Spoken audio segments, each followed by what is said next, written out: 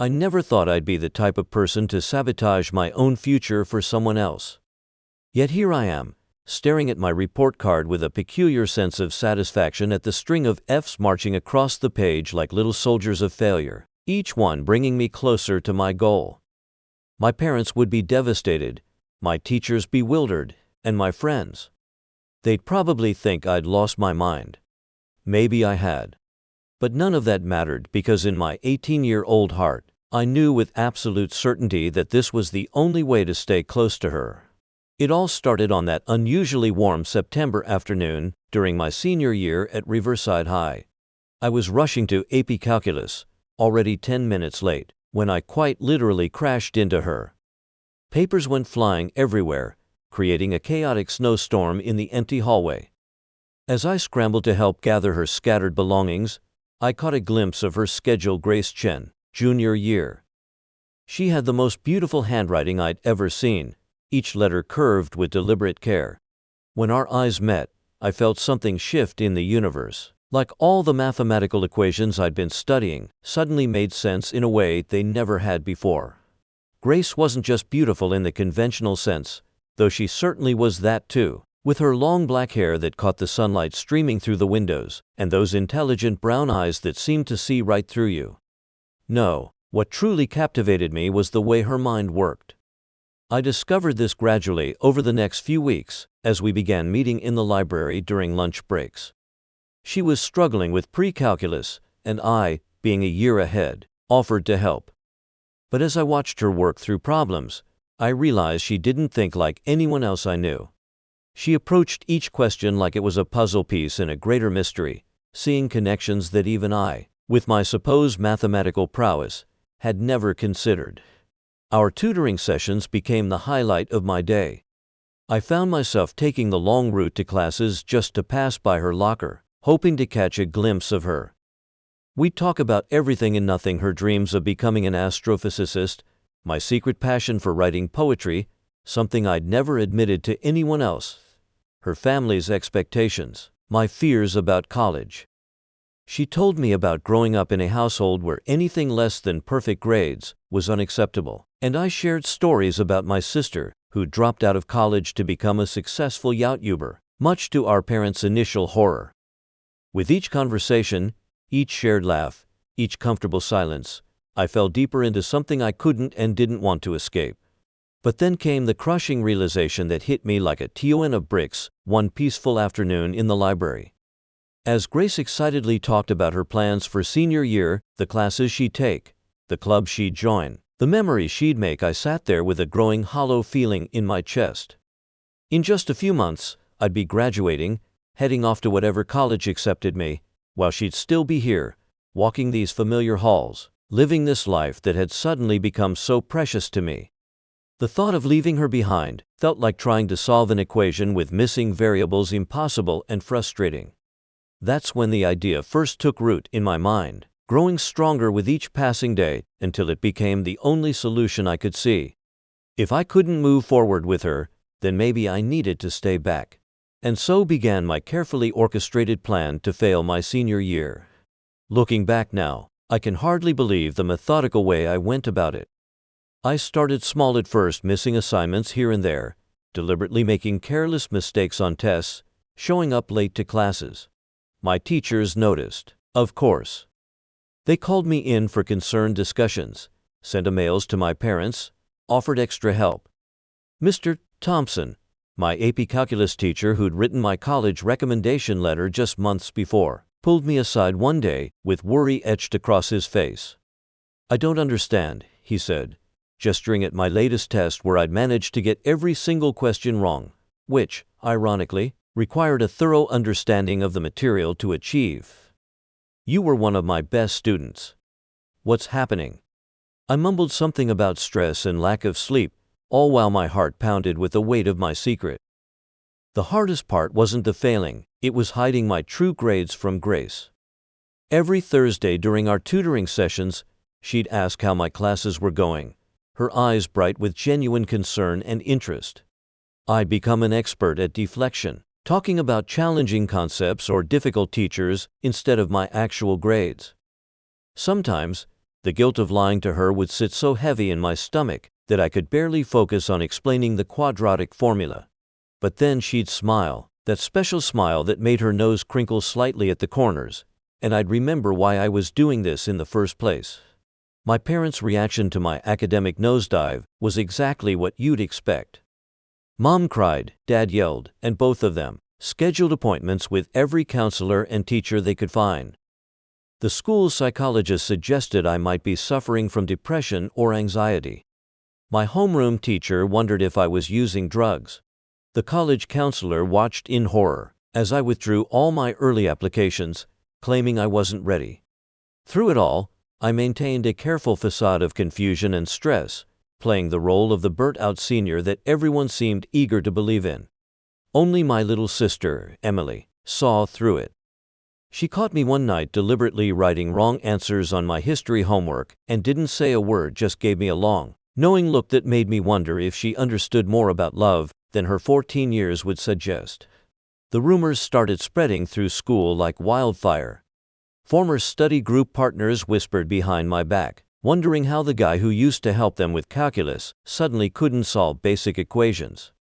Some suggested I was having a mental breakdown. Others speculated about family problems or secret addictions. The worst was when these rumors reached Grace. She confronted me one day in our usual corner of the library, her face etched with worry. "People are saying strange things about you," she said softly, her fingers nervously playing with the corners of her textbook. "They say you're failing everything. But that can't be true, right? You're the smartest person I know." The lie stuck in my throat like a thorny rose, but I forced it out anyway, assuring her it was just senioritis and everything would be fine. But everything wasn't fine. As winter turned to spring, the consequences of my actions began to materialize like storm clouds on the horizon. College acceptance letters arrived for my classmates while I watched from the sidelines, pretending not to care. My best friend Jake, who'd been my partner in crime since middle school, stopped sitting with me at lunch after I deliberately tanked our joint physics project. The disappointment in my parents' eyes grew heavier with each progress report, and the tension at home became so thick you could cut it with a knife. Mom started leaving college brochures about gap years and alternative programs on my bed, her way of trying to understand, to help, even though she couldn't possibly know the real reason behind my academic suicide. The worst moment came during a parent-teacher conference in late April. My calculus teacher, Mr. Thompson, had finally connected the dots. He spread my tests across his desk, a perfect chronological display of my deliberate descent into failure. "Look at this," he said to my parents, pointing at my answers. "These aren't random mistakes. They're calculated errors. He's doing this on purpose." The silence that followed was deafening. I could feel my parents' eyes boring into me, could sense the shift from worry to confusion to dawning realization. But I couldn't bring myself to care, because earlier that day, Grace had told me she was thinking about running for senior class president next year, and all I could think about was how I'd be there to help with her campaign. As the end of senior year approached, my plan was working perfectly, too perfectly, perhaps. My GPA had plummeted so dramatically that there was no question about my having to repeat the year. Teachers had given up trying to understand or help me, and most of my fellow seniors had written me off as a cautionary tale of academic pressure and mental breakdown. The only bright spot in this self-imposed exile was Grace. Our tutoring sessions had evolved into something more, long conversations about life, dreams, and the future. She'd started bringing her lunch to the library just to spend more time together, and sometimes I caught her looking at me in a way that made my heart skip beats. But with every shared moment, every laugh, every accidental brush of hands across textbook pages, the weight of my deception grew heavier. Some nights, I'd lie awake wondering if I'd made a horrible mistake. Was it worth throwing away my future just to spend one more year in her orbit? What would she think if she knew the truth? The Grace I knew valued honesty above almost everything else. She once told me about how her parents had lied about her grandmother's death to protect her during exam week, and how that well-intentioned deception had hurt more than the truth would have. Now here I was, building our entire relationship on a foundation of lies. Yet every time I considered coming clean, the thought of losing her would freeze the words in my throat. I was trapped in a web of my own making, watching my carefully constructed plan succeed while simultaneously terrified of its success. The day of my original graduation ceremony arrived with an unexpectedly cruel twist of fate. As I sat in the library, my usual hiding spot these days, I could hear the excited chatter of my former classmates as they practiced for commencement in the nearby auditorium. Grace found me there, hunched over a book one wasn't really reading, my fingers tracing mindless patterns on the worn wooden table. She didn't say anything at first, just pulled out the chair next to me and sat down, close enough that I could smell the faint scent of jasmine from her shampoo. "You should be out there with them," she said finally, her voice barely above a whisper. The words hit me like a physical blow. When I didn't respond, she continued, "I've been doing some thinking, and things aren't adding up. The Michael I know doesn't just give up. The Michael I know loves learning more than anyone I've ever met. The Michael I know." She paused, taking a shaky breath, wouldn't throw away his future without a reason. The way she emphasized reason made my heart stop. Had she figured it out? The possibility terrified and relieved me in equal measure. That's when everything started unraveling, though not in the way I'd expected. Grace reached into her bag and pulled out a familiar-looking piece of paper, my original college acceptance letter to MIT, which I'd crumpled up and thrown in the library trash months ago. Apparently, she'd found it while helping the librarian clean up that day, but hadn't said anything, hoping I would explain on my own. "I didn't understand at first," she said, smoothing out the creased paper with trembling fingers. "But then I started paying attention. To the way you look at me when you think I'm not watching. To how you always manage to be around when I need help, even though you're supposedly struggling with your own classes. To how you light up when I talk about next year's plans." The silence that followed was deafening. I could hear my own heartbeat thundering in my ears, could feel the weight of months of deception pressing down on my chest. Gracie's next words came out as a mix of anger and something else I couldn't quite identify. "Did you really think I was worth ruining your life over?" The question hung between us like a suspended moment in time, heavy with all the things we'd left unsaid. Before I could formulate a response, the library door burst open, and my sister Emily rushed in, her face flushed with excitement. "Michael, you need to come quick. Mom and Dad are talking to Principal Harrison about your situation, and I overheard something you need to know." She stopped short when she saw Grace, her eyes widening in recognition. After all the stories I'd told her about Grace, Emily had become something of a co-conspirator in my plan, though she'd never approved of it. The next few hours passed in a blur of revelations and confrontations.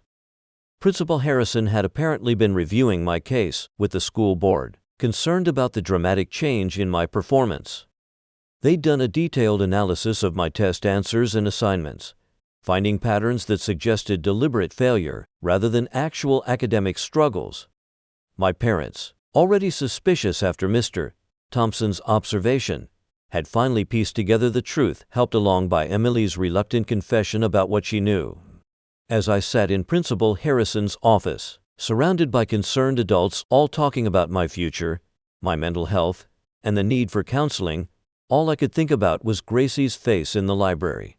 The mix of hurt, anger, and something else, something that looked dangerously like love in her eyes. She'd left quickly after Emily's interruption, but not before pressing the crumpled MIT acceptance letter into my hand and whispering, "We need to talk. Really talk." The meeting in the principal's office ended with an unexpected proposition. Given my previous academic excellence and the unusual circumstances, they were willing to let me take a series of comprehensive exams.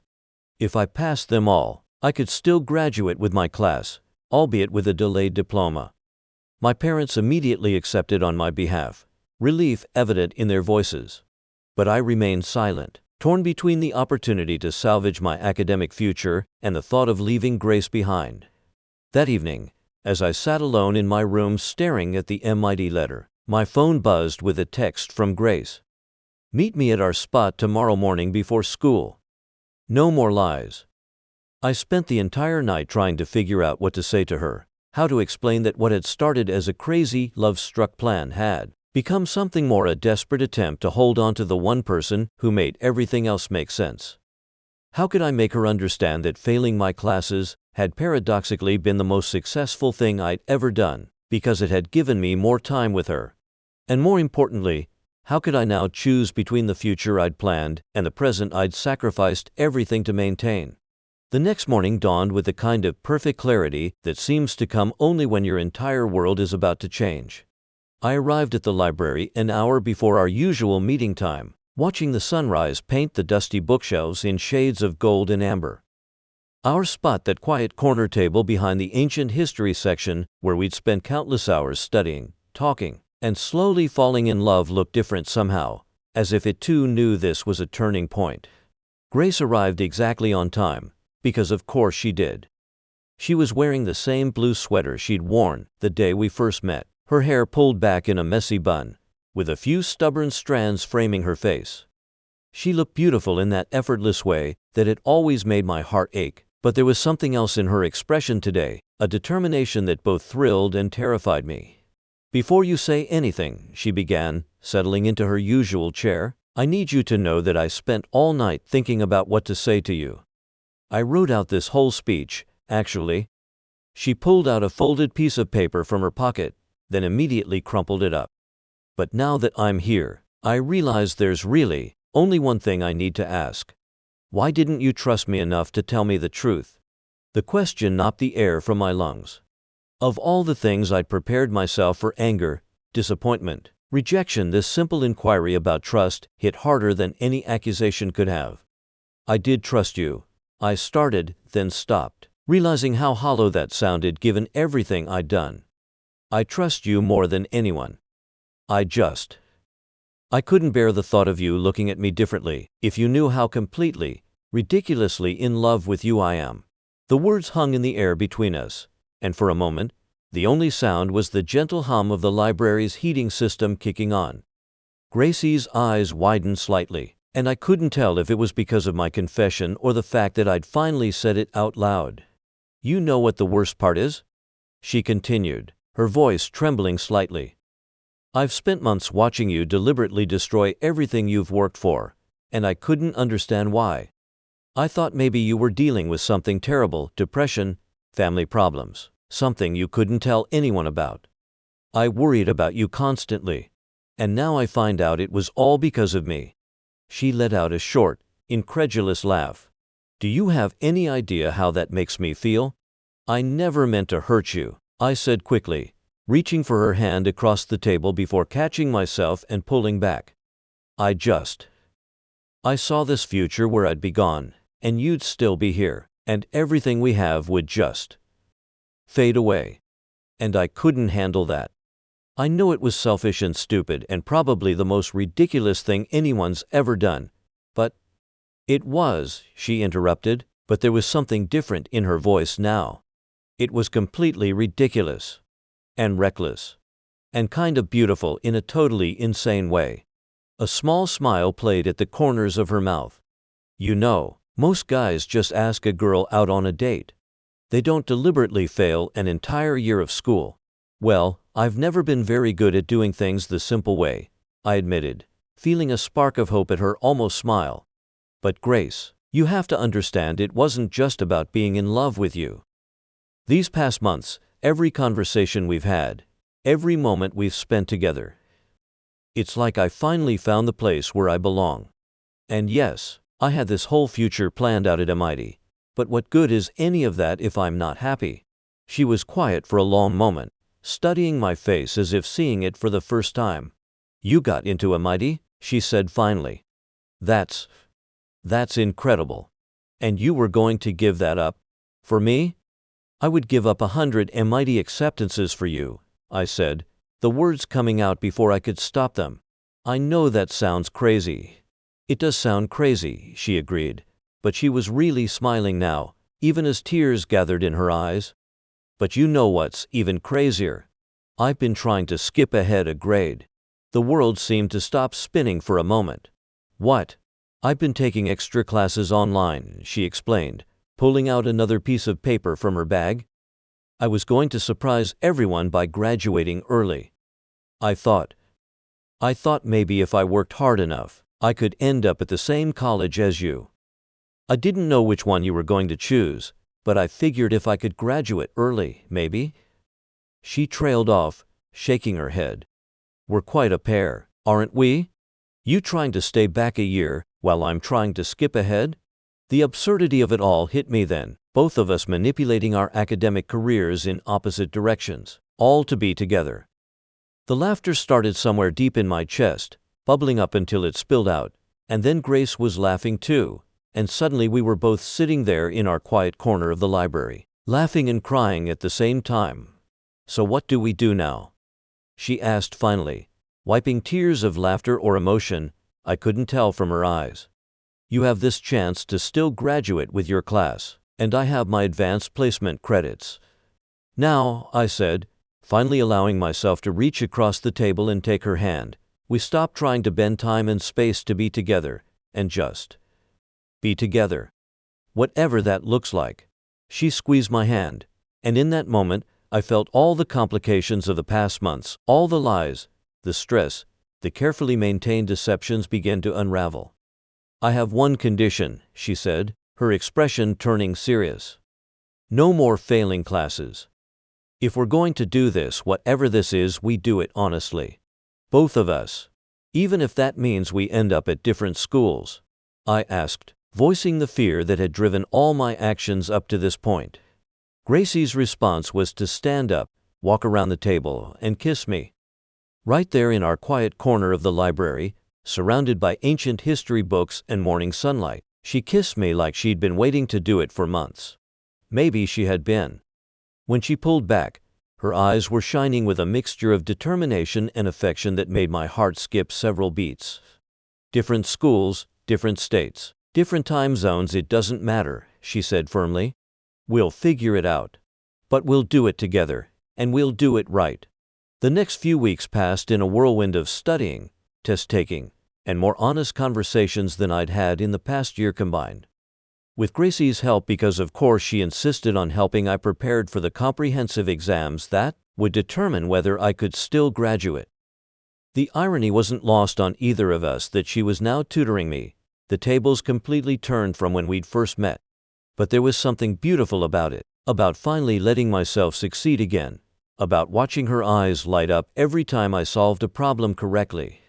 My parents, once they got over their initial shock and anger about my deliberate academic sabotage, became unexpected allies in our relationship.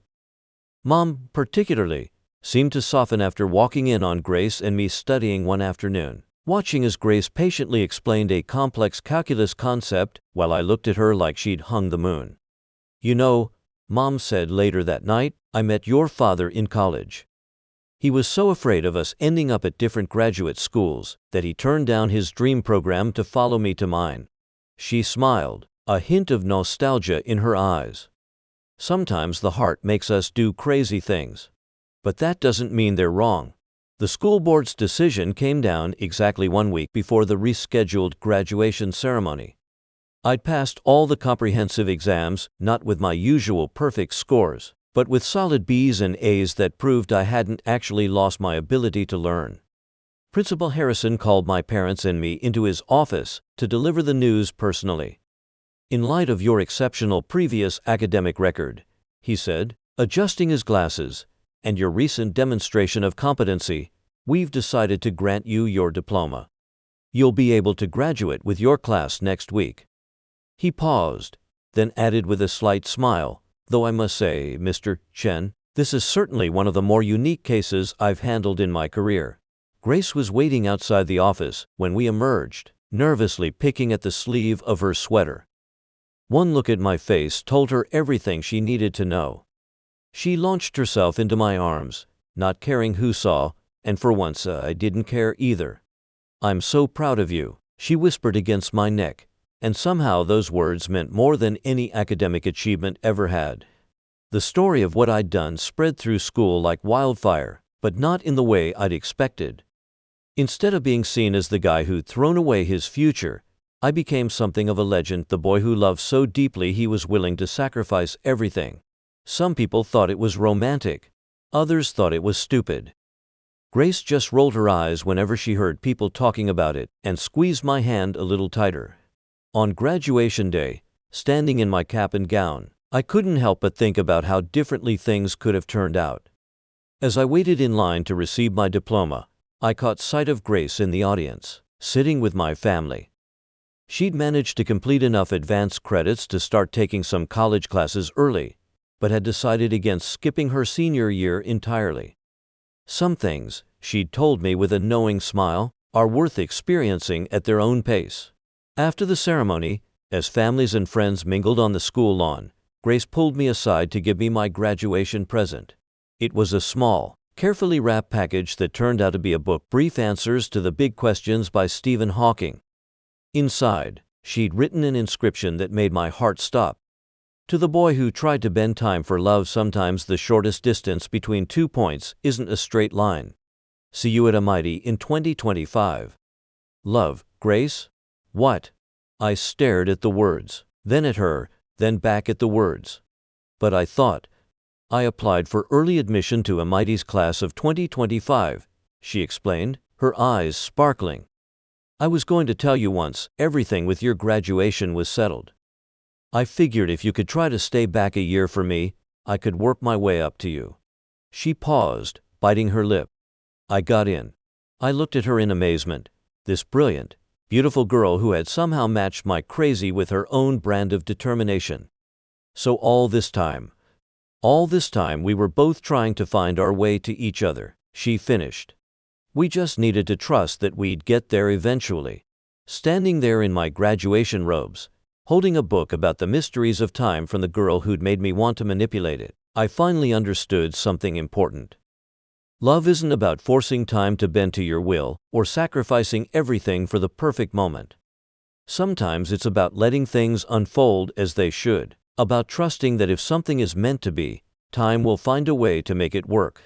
Later that evening, as Grace and I sat on the hood of my car watching the sunset, she asked me if I regretted any of it, the failing grades, the lies, the complicated plan that had ultimately led us here. I thought about it for a moment, looking at her profile gilded by the dying light, and realized the truth. I regret not trusting you enough to tell you how I felt from the beginning, I said honestly. I regret thinking I had to manipulate time instead of just having faith in us. But I don't regret a single moment I spent falling in love with you. She turned to me then, that special smile that I'd first fallen for lighting up her face. Good answer, she said, leaning her head on my shoulder. The next time you want to tell me something, maybe just try using words first? I laughed, pulling her closer. Deal. No more failing classes or time manipulation schemes. Just us, figuring it out together. Together, she agreed, and in that moment, I knew that all the complex equations and academic sacrifices in the world couldn't compare to the simple perfection of that one word. As the sun sank below the horizon, painting the sky in shades of promise, I thought about the strange path that had led us here. Sometimes the craziest decisions we make turn out to be the ones that led us exactly where we need to be. And sometimes, when you're lucky enough to find the right person, even the most complicated plans have a way of working themselves out into something beautifully simple. Two people in love, facing whatever comes next side by side.